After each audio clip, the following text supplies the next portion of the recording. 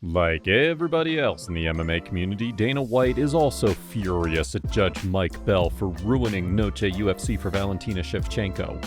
The flyweight title rematch between Grasso and Shevchenko went down this past weekend at Noche UFC, where the two battled in a highly entertaining back-and-forth contest.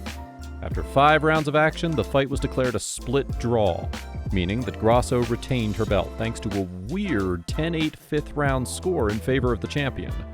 According to literally everyone, including Dana White, Grasso did not win round 5 convincingly, so it wasn't a 10-8 by any means.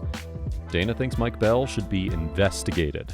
When I found out that one of the judges scored 10-8, I'm like, this guy should be investigated for this. This is the craziest I've ever seen in my life. And as I started to talk to people, I guess there's a seminar tomorrow with the Athletic Commission on 10-8s. So hopefully they can get this cleared up, especially in title. There's so much at stake in a title fight, more than just money, show and win and pay-per-view and championships and legacies. And it's just, you have to have the best of the best in title fights. So they've assured me that this guy isn't a bad guy. He just up and made a mistake, and it's unfortunate, and there's no way in hell that was a 10-8 round. Dana isn't the only person who thinks Mike Bell should be held accountable for his actions.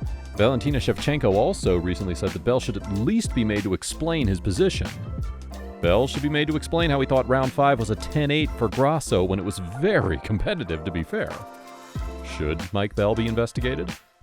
Moving on, Raul Rosas Jr. has emerged as the new cash cow of the UFC, according to Noche UFC numbers revealed by Dana White. But before we find out the full story, please take a moment to subscribe to Takedown MMA and turn on those notifications. Thank you. 18-year-old Raul Rosas Jr. believes he has the potential to become the greatest of all time. While he still has a long journey ahead, Rosas appears to be quite popular among fight fans, as indicated by the UFC's social media numbers. During a recent press conference, Dana White proudly shared that Rosas' pre-fight face-off with Terrence Mitchell generated twice as many views as the face-off between Alexa Grasso and Valentina Shevchenko, the two women involved in the main event. It was incredible. He came out and, absolutely dominated. A real guy, tough guy, and looked good doing it. He got the pop. So I don't know what it was like for you guys, but on my social, I'll give you an example, like the face-off between Valentina and Alexa did 1.5 million views in less than 24 hours. He did 3 million views in less than 24 hours. He doubled what the main event did and destroyed the rest of the card as far as views. They love that kid. Do you see Raul Rosas ascending to great heights down the road? Moving on. Max Holloway is pound for pound one of the sweetest persons outside of the UFC octagon, and he proved it once again by sending a heartwarming gift to the Korean Zombie. Now, if you guys don't already know, the Korean Zombie's gloves were snatched by someone in the crowd when he was on his way back to his dressing room after losing to Holloway at UFC Singapore. It was TKZ's retirement fight, so the gloves meant the world to him. The Korean star was left extremely disappointed after falling victim to the glove robbery, but guess what Max Holloway did to make him happy again? Here's what the Korean Zombie revealed, and I quote, "If you're a fighter, you'd probably know how much retirement gloves mean to a retired fighter, especially for me, who's never got around to getting that belt. So Max knows exactly how much it means for me to keep the glove that was used in the fight. So Max reached out to me and my manager, Jay Park, and offered to send me his gloves from the fight." When I saw his message, I was like, how on earth could he be so nice? I mean, there's absolutely no need for him to do this, and it's difficult for a fighter to just give away his or her gloves, let alone reach out and offer them first. And as you might know, right after the fight, Max completely knocked me out, so he would have wanted to get all that attention, do a little bit of mic work, show off his skills and whatnot, but during post-fight interviews, he barely mentioned his own performance in the fight. Seeing Max show love and respect after the fight literally made me feel kind of blessed that Max was my last opponent. Up until the very last moment, he's making me emotional. It made me deeply realize the character Max has. I'm definitely inviting him over to Korea one day. Max Holloway is truly a blessing. One Championship's greatest female MMA fighter, Angela Lee, has made shocking revelations about her 2017 car crash by saying that it was a suicide attempt. The 27-year-old Hawaiian published a powerful article detailing her struggles with mental health, which led to a suicide attempt in the days leading up to a scheduled fight in 2017. According to Lee, she was having a lot of troubles cutting down to One Championship's 115-pound atom weight limit, and her body wasn't reacting the way she wanted it to. Failing to deal with the pressure of expectations, Lee did the unthinkable, and I quote, "My car crash in November of 2017 was not an accident. It was a suicide attempt. I was getting ready for my last title defense of the year when things started to snowball for me. Pressure, stress, and expectations all began to build up. I had tunnel vision and thought that this upcoming fight was the most important thing in my life.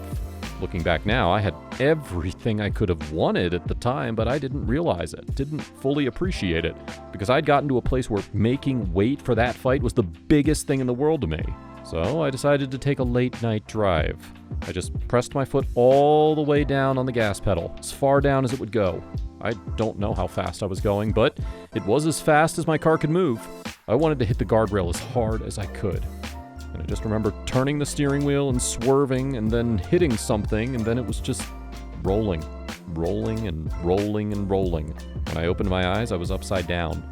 Lee also confirmed that her younger sister, Victoria, who died in December last year, took her own life. Victoria was a 3-0 professional fighter with a bright future ahead of her. Dan Ige and Bryce Mitchell are planning to surprise fight fans when they lock horns in their featherweight clash this weekend. Bryce Mitchell most recently fought at UFC 282, where he suffered his first career loss at the hands of the fiery wrecking ball Ilia Topuria. The American is now looking to make a strong comeback against another tough test in Dan Ige, and the two fighters are planning some sort of surprise for us. It's been brewing, the pot's been stirred, brother. We're cooking up something special on Saturday. Something special? Yeah, I can't ruin the surprise, but something special is going to happen. I hope everybody can watch it on September 23rd, this Saturday, because I'm going to make history.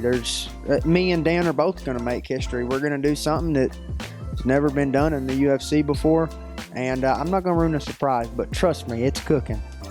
Mitchell also gave his thoughts on Topuria versus Alexander Volkanovski, which will likely take place in the near future.